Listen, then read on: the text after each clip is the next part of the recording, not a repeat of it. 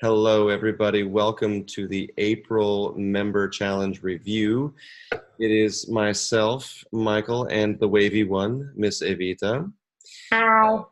We did Binary Stars, or as I wanted to call it, Wheel of Fortune. Uh, No, definitely Binary Stars was the winner. yeah, I lost out on that. This was a challenging one. This is a challenging step in general, but we saw really some consistently difficult moments for each submission. Yeah, so let's start taking a look at the first couple, and we're all going to be learning from each other because a lot of the things that we point out will be reoccurring. So first, let's take a look at Anne and Roman. So we're definitely going to focus on Anne's pivoting foot on count 6 as a follower with the right foot. We're also going to look at her focus in general, her port de bras, her shoulders, her face, her hips, and that's going to be a reoccurring theme for other follows. And then we're also going to look at Roman's footwork, actually where he is stepping. Let's take a look. We're going to look at Roman first. And Roman, you and I talked about where we step here in person, but just to show everybody, on count 5 right here with the right foot, you'll see that I step in front of myself where you've hooked behind. And then as we continue through this, right here, I step behind myself with the right foot and you step in front. So why that's important is because it helps keep Evita close to me when I need her to be close. And then when I step behind, it's to help keep the distance. So in this video, we're going to look at count 6, 3 and 4, 5. On count 6, Anne's toe and knee, it only pivots a little bit, and especially right there as she's crossing over, we need to have the rotation occur much more in the foot. You'll see again in this example comparing our feet that I get a lot more rotation on count 6 in my right foot, which also is going to let my hips turn more and my shoulders turn more towards Michael, so we get a tuck feeling. You can also see that I'm looking towards Michael, and when we look at Anne's face and shoulders, she hasn't gotten as much rotation as I have. Now we go up to England, near and dear to me at this point, to look at Lesson Pam. And we're going to see a couple of things here. Number one, we're looking at a sliding doors moment that kind of happens with their facings as they pass from side to side. So we're going to talk about that. We're also going to look at Pam's balance or her axis through a couple of those turn moments, because I think that's really, really important for all of us to see in terms of how our balance works. And just on the note of Pam's balance, I wanted to point out that we're gonna highlight it, but it's something that I think I do too, and I think it's a very interesting phenomenon that when followers are spinning while moving through space, it maybe is something that we can't help, and so it is a matter of how well we recover from it. So even though we're pointing this out to you, it's just kind of an interesting phenomenon of how we get into it and deal with it. You'll see what we're talking about. Yeah, let's take a look. So for Lesson Pam, we're going to see a similar moment that Anne and Roman had, which is as Pam steps across right here, her focus is actually looking in the opposite direction. So that relates to her left shoulder, which does not rotate around. And so if Pam stays in this position, it makes their collarbones line up almost like a sliding doors left to right relationship rather than the rotational stuff that Michael and I get. So if we take a look at when Michael and I do this, you can see that I'm going to rotate further. My shoulders are facing further towards Michael, and we have like a V relationship. Leslie and Pam did the move beautifully, but we just wanted to offer this up as another way of getting more rotation in the move. So here we're going to look at Pam's rotation and the balance in her axis. If we look at the foot, we can see that it's flat. And I think that because you're leaning back, you end up trying to turn on a full foot versus on the ball of the foot. Now this is tough, and honestly, sometimes even as I'm following, I have a strange balance point in my turn. But we just wanted to point out how, especially this one, it can just get a little scary, almost as if you're going to fall. You recovered nicely, but we want to look out for that. And Les, I'll also tell you that when I'm leading Evita through this or any follow, as I'm releasing my partner for that free turn, I'm feeling where their balance is, and I can help put them back on center if need be. All right, so let's now take a look at Michelle, and we're not sure if it's Alicia or Alicia, so I think we'll err for Alicia until we are told otherwise. It was a challenging move, and we know you said like, well, we're just going to go for it. And there were some moments that were actually really nice. One of the first things we talk about is the swing out and how we want to bring our partner forward on that 1-2. That's going to make a big difference. But also carrying our partner past us on count 5. That's going to be a big moment to help make this move feel better than I think what it was for the two of you. Yeah, go ahead. Well, you guys did a great job of just having fun with the move, trying it out, and getting the spins, and that was cool. The hardest part, though, about the swing out is, as a leader, how do you get your partner to move from point A to point B?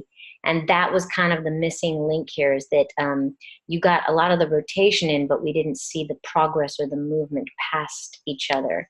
And that's okay, because that's a tough thing to do. Next time, if you guys want to try it ever again, we would just be looking for how can your partner end up in one point and then end up actually all the way back around to where they started. A good building block for this would be to go review our swing out with an outside free turn. That's a great, again, this variation is built off of that swing out variation. So getting that more solidly in you will actually help set you up for a better chance of getting binary stars.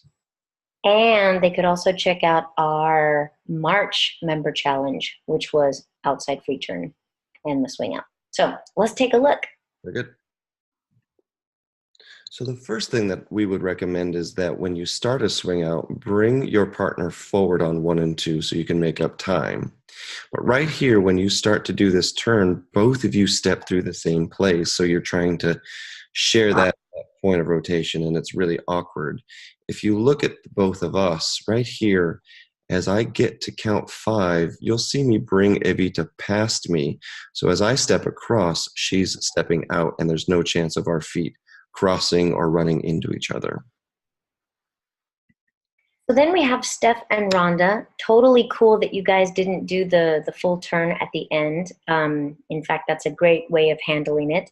But we see a similar thing in Rhonda with her focus, the same thing that we were saying to Anne. We want to make sure that Rhonda looks in the direction that she is turning. We're going to see that it's inhibiting her rotation, and we get yet again, similar to Les and Pam, that kind of sliding doors pass versus the rotational element. And the rotational element from the follow is so important because, like any kind of a tuck moment or tuck turn or closed position, it's the follow's rotation in her or his body that will help the leader connect with the end of the rotation point and then spin them back the other way. So if the follow has a shallow turn or doesn't turn all the way or keeps it sideways, then we're just missing out on that possibility in the move.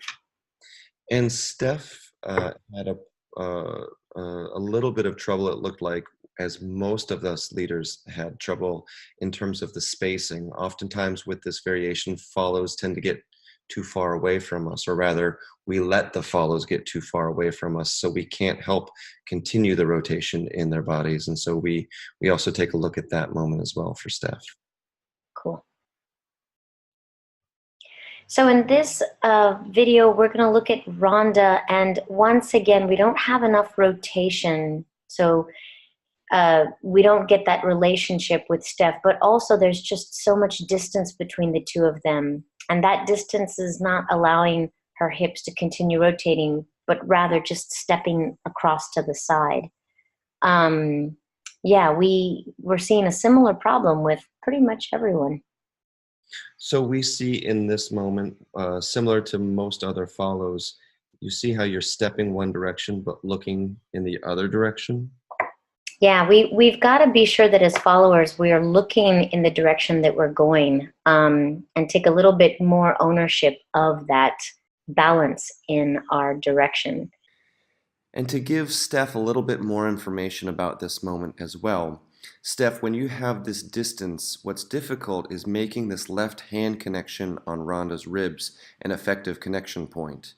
We want to use this hand connection to continue pushing her hips and shoulders around the corner.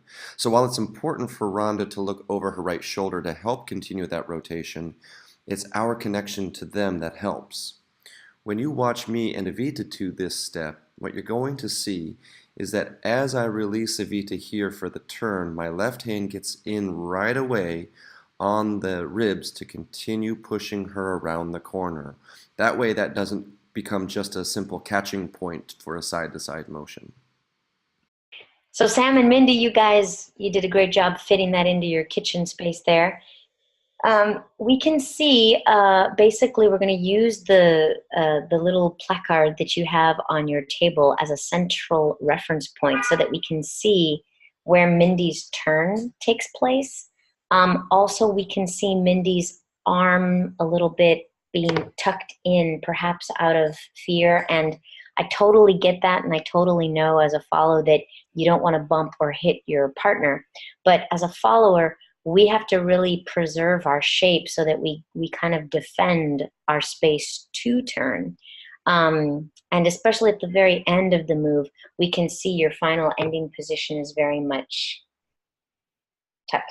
Specifically, just if it wasn't clear, we're talking about your free arm. And at the beginning of the move, it's the left arm, which is hard to see, but we know, we've done this enough. We know which arm it is. So yes, Evita's exactly right. Keep those free arms available, follows. It is imperative not only for your spacing, but also for balance and giving leaders options as well.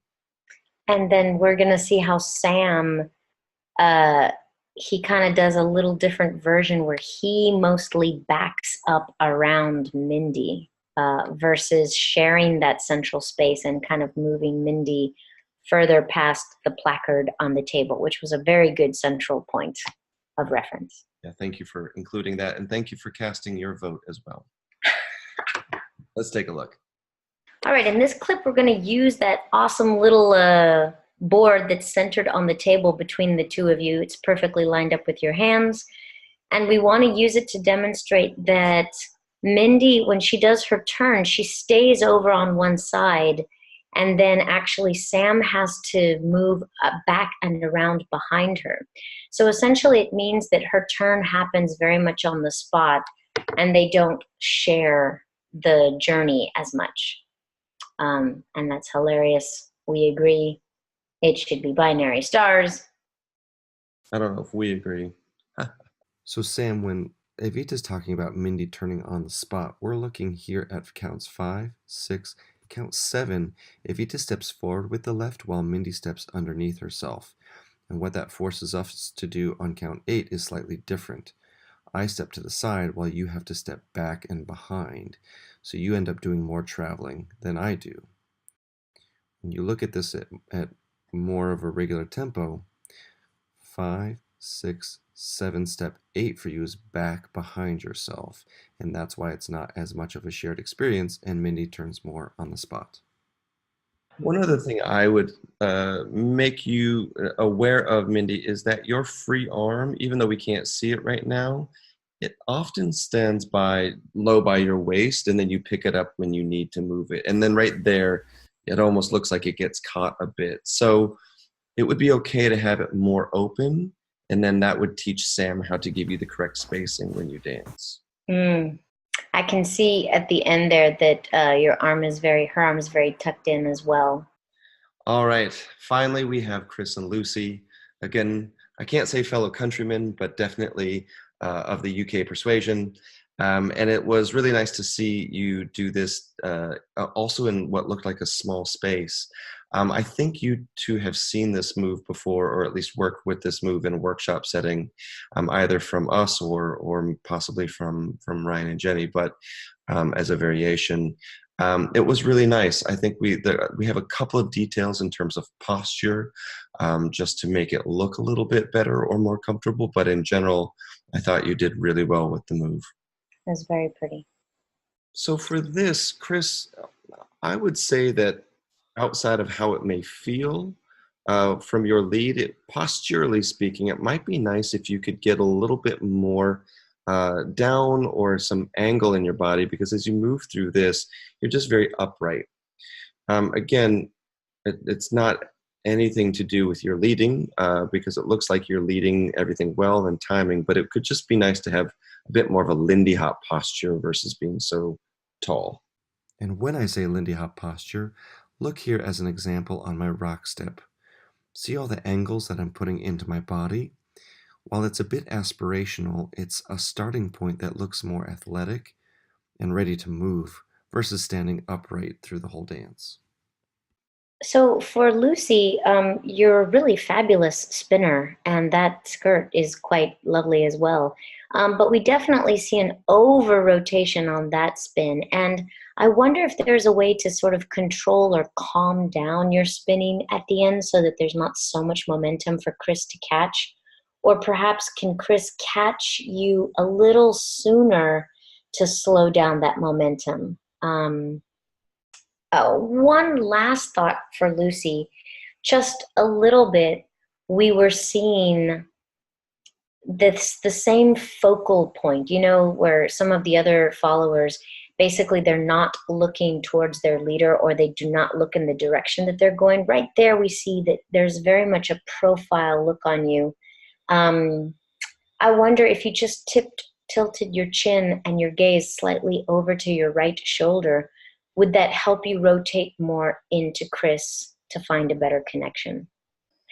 So that was a phenomenal submission. You know, we got to the midway point in the month of April, and I was worried. I didn't think anybody was going to send in stuff, but we had 6 couples submit. So thank you all so much for recording yourselves and doing this move. Especially, it's a pretty tough move. And for all of the other members who didn't get a chance to submit, I hope that you enjoy watching this feedback recap from us, because maybe as you try it, you'll discover similar challenges and difficulties. The universal note for this, for getting this move, that I want to make sure we understand, because we say it here and we also say it in class, follows have to continue rotating through this shape. Feels like a lot of turns, and it can be very disorienting. But I think that was kind of the most common feedback we gave to every one of the submissions, and we also say it in class as well. That transition, when we release our follow, the follows have to continue turning, and leaders, we also help do that. So again, there are plenty of options for you to go back and work on your foundations with a swing out with an outside turn as a lead into this. And then again, once you start getting this, it's a really fun shape, and there's a lot of other variations you can do from this moment. So thank you to everybody for submitting, and we look forward to seeing you next month for May's Challenge. Thanks, everyone. Bye. Bye, Michael. Bye, Vita. Cool. All right.